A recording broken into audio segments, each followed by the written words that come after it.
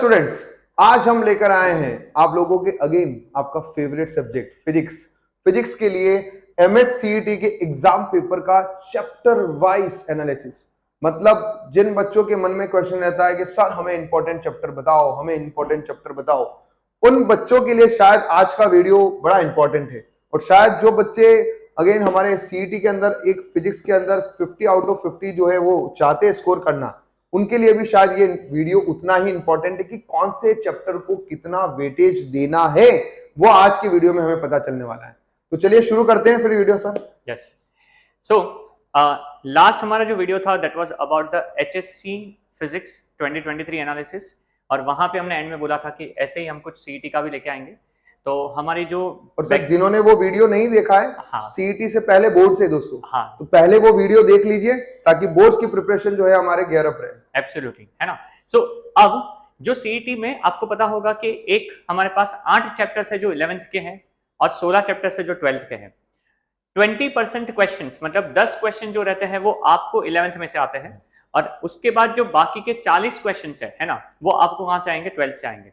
तो अब जो ये 8 चैप्टर्स अभी हम डिस्कस करने वाले हैं पहले, वो है हमारे 11th के चैप्टर्स, और हमने चैप्टर को थोड़े से कोड में, कलर कोड में डाला हुआ है। ओके, सो अब हम ये कलर कोड का थोड़ा मतलब समझते हैं। Mohit sir, can you tell me कि कलर कोड एक्चुअली क्या है? Yes, first of all colour design के लिए नहीं है, इसका बहुत इंपॉर्टेंट मीनिंग है, बड़े ध्यान से सुनना। देखिए कैटेगरी 1 आपको जो दिखाई दे रही होंगी, और कैटेगरी 1 में 11th में अभी कोई चैप्टर नहीं है, क्योंकि कैटेगरी 1 में वो चैप्टर से जिसमें हर बार सीईटी के अंदर 3 to 4 क्वेश्चंस आते हैं। या आप देख सकते हैं कैटेगरी 1 में question more than equal to 3 या 3 से ज्यादा क्वेश्चन आने की प्रोबेबिलिटी, मतलब मोस्ट इंपॉर्टेंट कैटेगरी। कैटेगरी 2 जिसके अंदर 2 to 3 क्वेश्चंस आते हैं, ये भी बड़ी इंपॉर्टेंट कैटेगरी है, जिसमें आपको हर चैप्टर से 2 या 3 क्वेश्चन तो डेफिनेटली मिलेंगे ही मिलेंगे। देन कैटेगरी 3 जिसमें से मिनिमम 1 और मैक्सिमम 2 जो है हमारे को क्वेश्चन मिलेंगे। एंड द कैटेगरी 4 जिसमें से क्वेश्चन आने की प्रोबेबिलिटी बहुत कम है, जिसमें से या तो आएगा तो मैक्स टू मैक्स एक ही क्वेश्चन आएगा, वो है हमारे कैटेगरी 4।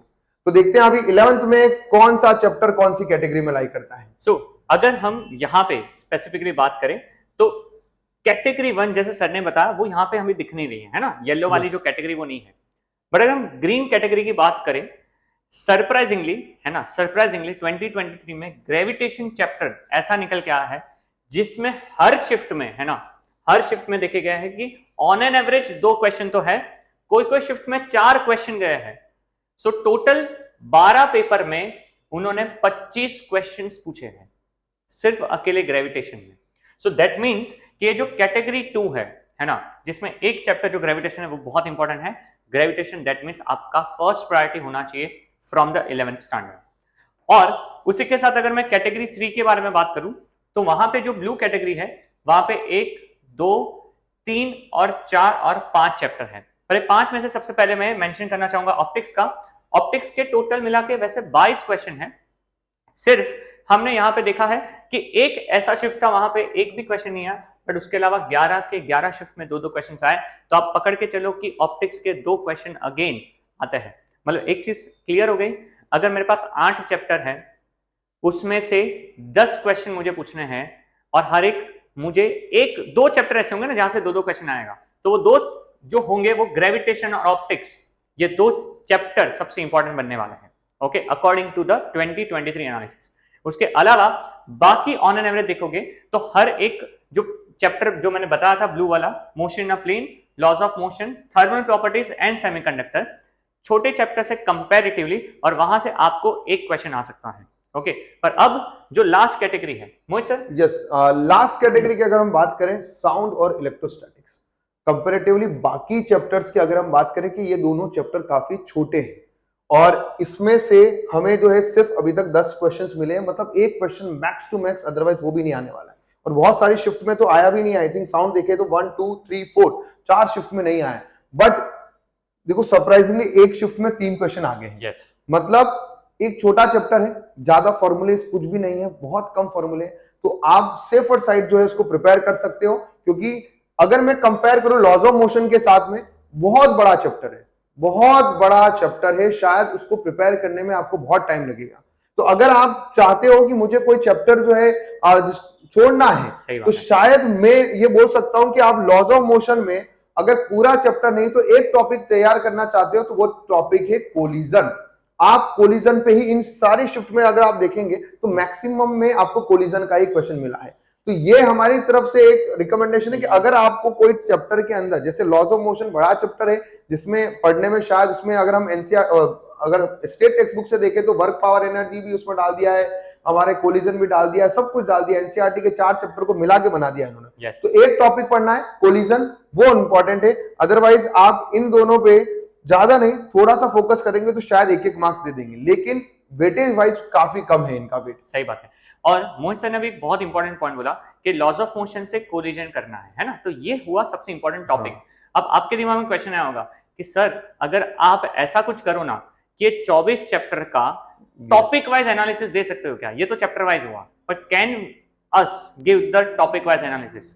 Absolutely yes. हमारी टीम उसके ऊपर भी काम कर रही है और हमारा जो नेक्स्ट वीडियो होने वाला है इस पर्टिकुलर सीरीज में about the MST CET series, उसमें डेफिनेटली हम टॉपिक वाइज एनालिसिस ले आएंगे जहां पे हम हर चैप्टर को बाइफरकेट करेंगे कि कौन सा टॉपिक फर्स्ट प्रायोरिटी पे आपको करना चाहिए। ठीक है, so stay tuned for that. Okay, so Mohit sir 11th में फाइनल ध्यान रखना है, 2 चैप्टर हमें करने ही है अच्छे से, वो है ऑप्टिक्स और ग्रेविटेशन, ताकि हमारे 4 मार्क्स कंफर्म हो जाए। 12th पे चलते हैं। अब 12th पे आते हैं सर। सर 12th में जो हमने जैसे बोला था कि येलो जो हमारा जोन है वो बड़ा इंपॉर्टेंट है, और यहाँ 3 चैप्टर दिखाई दे रहे हैं, kinetic theory of gases and radiation, oscillation and EMI, electromagnetic induction. ये 3 चैप्टर ऐसे हैं जिनमें से मिनिमम 3 क्वेश्चंस है, और कहीं कहीं पे आप देखेंगे, आप जैसे केटीटी में देख पा रहे हैं आपको 4-4 क्वेश्चंस भी दिखाई दे रहे हैं, मतलब मिनिमम 3 to 4 क्वेश्चन जो है इसमें से आने की प्रोबेबिलिटी है। तो ये 3 चैप्टर तो हमें अच्छे से करने ही है, क्योंकि यहां से हमारे को टोटल 10 to 12 क्वेश्चन तो हमारे यहीं सही हो जाएंगे। Absolutely. Then sir next category. हाँ, इस कैटेगरी में जो सर ने बताया उसमें मैं और एक चीज साथ में ऐड करूंगा कि जो केटीजी है, ऑसिलेशन है और ईएमआई है, ये तीनों चैप्टर या बहुत सारे और high weighted chapters mainly COVID के पहले हमारे जो ओल्ड टेक्स्ट बुक थी ना, वो टेक्स्ट बुक के चैप्टर्स हैं। ऑसिलेशन तभी भी था, अभी भी है। ग्रेविटेशन तभी भी था, अभी भी है। ऑप्टिक्स तभी भी था, अभी भी है। So what they have done, जो न्यू चीजें आई है ना, उसको उतना वेटेज कंपैरेटिवली कम है, बट जो ओल्ड चीजें, जो चैप्टर्स इंपॉर्टेंट थे और जो एनसीईआरटी को रिलेट करते हैं, वो एज इट इज मेंशन है या मेंटेन करा हुआ है।